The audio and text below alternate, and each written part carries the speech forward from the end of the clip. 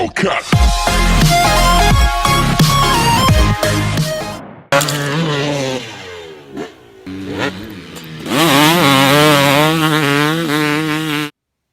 Today we are using this multimeter to check this 12 volt car battery.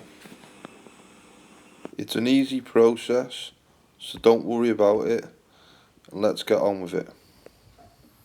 Here we go. So first off, we turn the multimeter on.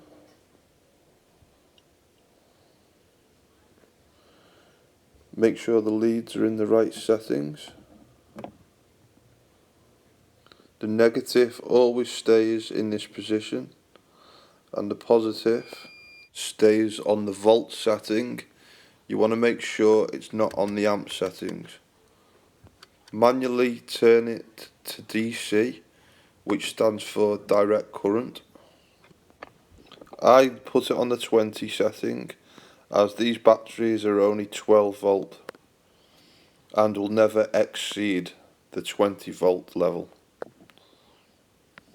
So here we go. We put the positive on the positive side of the battery and the negative on the negative side of the battery. A perfect reading would be around 12.6. This is slightly low but still acceptable. A good test now is to turn the car engine on. If the voltmeter drops, this means the battery is no good. If you turn the car engine on and the voltmeter goes up, this is a good sign and tells you have a good healthy battery.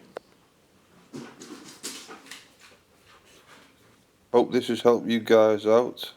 Like and subscribe to my channel. Thanks for watching. God bless and safe riding, guys. Hellcat.